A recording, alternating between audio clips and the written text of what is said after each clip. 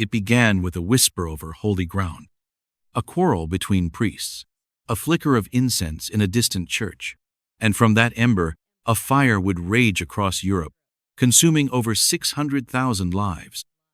The year was 1853. On one side stood the crumbling Ottoman Empire, once feared, now mocked as the sick man of Europe. On the other, the Russian colossus rising, restless, draped in orthodoxy and imperial ambition. Watching from the wings, Britain and France, reluctant, suspicious, and eventually drawn in by a strange blend of pride, paranoia, and public pressure. What followed was one of the most disastrous, disorganized, and yet consequential wars of the 19th century. A war remembered more for a poem than a victory. A war where generals gave orders no one understood, where soldiers died not from bullets, but from cholera, starvation, and frostbite. A war where modern journalism exposed truths the governments could no longer bury. So why did they fight? And why did the war change everything while achieving almost nothing? This is the story of the Crimean War, a brutal and feudal collision of decaying empires, bungling aristocrats, and revolutionary technologies. And though the fighting ended in 1856, its ghosts would linger in Balkan revolts, in Russian nationalism, and in the road that would eventually lead to Sarajevo, 1914. To understand the Crimean War, we must begin not with soldiers or strategy, but with saints. In 1852, the city of Jerusalem, then under Ottoman control, became the unlikely stage for a geopolitical crisis.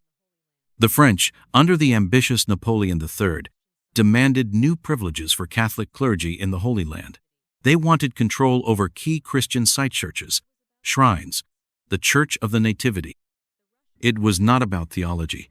It was about influence, prestige. The Russians, protectors of the Orthodox Christians, were enraged. Tsar Nicholas I considered himself a divine guardian of Eastern Christendom.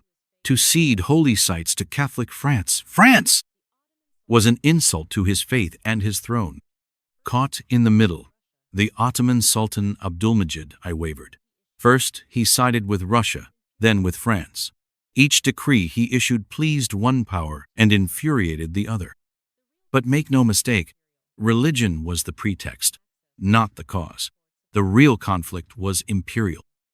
Russia wanted access to the warm water ports of the Black Sea and through them, control over the Bosporus and the Dardanelles. These straits were the lifelines of Ottoman Istanbul. Controlling them meant controlling the flow of trade, warships, and diplomacy between Europe and Asia. The British, ever protective of their trade routes to India, saw this as a direct threat. And the French, eager to reassert themselves as a great power after the Napoleonic humiliation, wanted to check Russia's growing influence. In July 1853, the situation exploded. Russian armies crossed into Ottoman-controlled Moldavia and Wallachia, modern-day Romania, claiming to protect Orthodox Christians. In response, the Ottomans declared war. Europe braced for impact. At first, the fighting was confined to the Balkans. Ottoman forces under General Omar Pasha won a few minor victories along the Danube, but the decisive blow came at sea. In November 1853, Russian warships annihilated an Ottoman fleet at the Battle of Sinope. The Russian Navy used explosive shell-smoldering technology that turned wooden ships into firebombs. Over 3,000 Ottoman sailors died. The Western world was shocked. Newspapers described the massacre as a Russian act of barbarity. That moment flipped the diplomatic balance. Britain and France, still hoping to avoid war, now saw Russian aggression as a challenge to the entire European order. In March 1854, they issued an ultimatum: withdraw from the Balkans or face war. Nicholas refused. And so, by the spring of 1854, the war was no longer a regional dispute. It was a full-blown multinational conflict. The British and French sent troops to the Ottoman Empire. But instead of reinforcing the Balkan front where the Russians had already withdrawn, they chose to strike directly at the source of Russian naval power, the Crimean Peninsula. Their goal was simple: destroy the port city of Sevastopol, home to the Russian Black Sea Fleet, and eliminate Russia's ability to project force into the Mediterranean. But from the very beginning, the expedition was a logistical catastrophe. In September 1854, tens of thousands of British, French, and Ottoman soldiers landed near the Crimean coast, but without proper maps, transport, or supplies. There were no wagons to move artillery, no tents for shelter. Cholera swept through the ranks. Soldiers scavenged local farms for carts and food. The beach landing turned into a sickly sprawl of confusion. And yet, they marched. On September 20, they fought the first major battle of the campaign, the Battle of the Alma River. The Russians, entrenched on the high ground, held strong. But after hours of bloody uphill assaults, the Allies prevailed. The Russians retreated toward Sevastopol. But instead of pursuing them directly, the Allies hesitated. They circled the city, settling into a siege. And that delay would prove fatal. If war is the extension of politics by other means, then the Crimean War was the failure of both. Behind every blunder on the battlefield was a deeper failure of communication, of strategy, of leadership. The commanders of the British expedition were aristocrats more accustomed to dinner parties than war rooms. Lord Raglan, a veteran of Waterloo, still called the French the enemy out of habit. His French counterpart, Marshal Saint Arnaud, was dying of stomach cancer during the campaign's opening weeks. Orders were vague, often relayed verbally through multiple intermediaries. Units wandered into battle with no idea where the enemy was. Nowhere was this dysfunction more tragic than at Balaklava.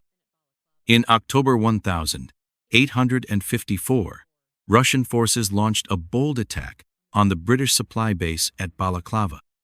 They broke through Ottoman defenses, seized artillery on a hill called the Causeway Heights, and threatened the entire Allied position. British commanders ordered a counterattack to stop the Russians from removing the captured guns. But the order, muddled and unclear, was passed from one officer to another, each adding their own interpretation. In the end, the Light Brigade, a unit of fast, lightly armored cavalry, was ordered to charge directly into a valley flanked by Russian artillery on three sides. It was suicide. Of the 670 men who charged, over 270 were killed or wounded. The rest limped back, stunned. The valley became a graveyard of horses and honor. A British journalist, William Russell of the Times, reported on the incident within days. His dispatch ignited a public firestorm. Tennyson's poem, The Charge of the Light Brigade, immortalized the event as both a tragedy and a symbol of blind duty. There's not to reason why. There's but to do and die. But Balaklava was only the beginning. Days later, the Russians launched a full-scale assault at Inkerman, a dawn attack, shrouded in fog.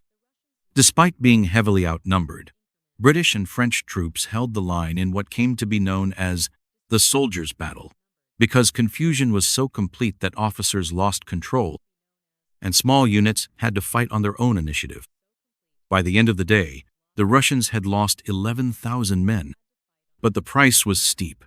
The Allies suffered massive casualties too, and winter was coming. As the harsh winter of 1854 set in over the Crimean Peninsula, it brought with it not just cold but catastrophe. Rain turned the trenches into rivers of filth. Snow buried the dead where they fell. Frostbitten men lay huddled in soaked uniforms, lacking firewood, coats, or even boots. The British supply system, utterly overwhelmed, failed spectacularly. Mountains of winter clothing rotted in ports or were misrouted. Hundreds of horses died. Thousands of men followed. It wasn't the Russians who inflicted the greatest damage. It was bureaucracy, incompetence, and indifference. By contrast, the Russians, though equally undersupplied, were fighting defensively. Inside the walls of Sevastopol, they turned the city into a fortress. Engineer Eduard Totleben led a massive effort to reinforce batteries, dig trenches, and construct defenses. Artillery emplacements appeared overnight. the siege turned into a bloody stalemate, with both sides hammering each other across lines that barely shifted. In November, a storm struck the Black Sea and shattered 30 Allied supply ships, including critical ones carrying food, medical gear, and winter clothing. The news reached London within days, thanks to a new technology, the electric telegraph. For the first time in modern warfare, the public learned almost in real time of the horrors at the front. And they were furious. Parliament was bombarded with letters. Reporters published first-hand accounts of soldiers dying in filth, while officers drank wine in heated tents. The outrage sparked public demands for reform. The most iconic response came from Florence Nightingale, who led a pioneering team of nurses to Crimea, instituting sanitation protocols and saving thousands of lives not just in that war, but in all future wars.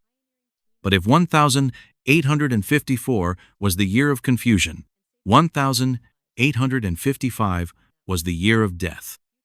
As spring returned to the blood-soaked ridges of Crimea, so too did the fighting.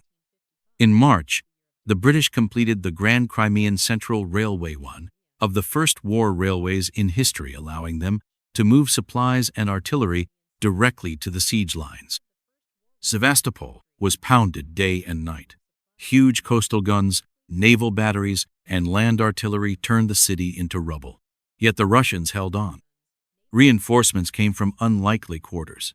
The Kingdom of Sardinia, seeking favor with France and a place at the diplomatic table, sent 18,000 troops to bolster the Allies. These Italian units played a modest but symbolic role, showing how even minor powers were being drawn into the vortex of great power competition. On the Russian side, internal strain was mounting. Tsar Nicholas I, the iron-willed architect of the war, died suddenly in March 1855. His son, Alexander II, inherited not only the throne but a crumbling campaign. Morale in Russia was plummeting. Defeats in the Caucasus, setbacks in the Baltic, and British naval raids on Russian Far East ports like Petropavlovsk highlighted the empire's overreach. By September 1855, after months of relentless bombardment and multiple failed assaults, the Allies launched a final push. The French attacked the Malakoff redoubt, the key to Sevastopol's defenses, and after brutal hand-to-hand fighting, they broke through. The Russians abandoned the southern side of the city and withdrew. But it was not a clean victory. The Allies were too exhausted to pursue. Winter was approaching again. And still, despite all the blood spilled, Russia remained intact. Its armies still stood. Its capital was untouched. So what had been achieved? When the Treaty of Paris was signed in March 1856, it marked not triumph, but exhaustion. Under its terms, the Black Sea was demilitarized Russia, and the Ottomans could no longer maintain warships there. Christian minorities in the Ottoman Empire were promised equal treatment. Territories were returned to pre-war status. No land changed hands. No great empire fell. And yet everything had changed. The Crimean War revealed the complete inadequacy of 19th-century military command structures. Aristocratic officers who had purchased their ranks were swept aside by public outrage. Britain would spend the next decades modernizing its military bureaucracy slowly, painfully, but with increasing urgency. The war also pioneered war journalism. For the first time, newspapers shaped policy. Public opinion became a force generals could no longer ignore. Photographs by Roger Fenton and the reports of William Howard Russell gave the Victorian public a direct window into the filth and glory of the battlefield. In Russia, the defeat was a national trauma. Tsar Alexander II began a sweeping modernization campaign. In 1861, he abolished serfdom-ending centuries of bondage for millions. Railways expanded. Military reforms accelerated. Russia was determined never to be humiliated again. But perhaps the greatest legacy of Crimea was diplomatic isolation. Austria, which had once relied on Russia to crush revolutions in 1848, had stayed neutral during the war. This angered St. Petersburg. In turn, Russia abandoned Austria in 1866, when Prussia went to war against her and destroyed her at Königgrätz. That defeat ended Austrian influence in Germany. Then, in 1870, Prussia smashed France in the Franco-Prussian War. Napoleon III, who had postured so proudly in Crimea, was dethroned. The entire balance of power in Europe had shifted. And in the Balkans, the seeds of the next great fire were being sown. After the Crimean War, Russia doubled down on Slavic nationalism and Orthodox protectionism. When it attacked the Ottomans again in 1877, no one stopped it. The result: independent Serbia, Romania, and Bulgaria, with Russian backing. In the years that followed, Austria-Hungary would occupy Bosnia. Tensions between the empires exploded into rivalry, rebellion, and one day, assassination. The Crimean War had resolved nothing, but it had made the powder keg. Today, the charge of the Light Brigade is remembered in poetry. Florence Nightingale is remembered in textbooks, and Sevastopol is remembered in Russian memory not as a defeat, but as a crucible. Yet the war that birthed them, why was it fought? To protect churches, to uphold treaties, to humble a rival, to preserve the balance. In the end, it was fought for nothing and changed everything. But here's the paradox. What if it hadn't been fought at all? Would Russia have collapsed inward, never reforming? Would Austria still stand as the arbiter of German affairs? Would the Balkans have stayed quiet just a little longer? Or was the war, like so many in history, a failure of imagination by men too proud to back down and too blind to see what lay ahead? Legacy Files will continue to ask those questions. If you value stories that challenge the way we remember, subscribe, comment, and join us as we uncover history's forgotten fault lines.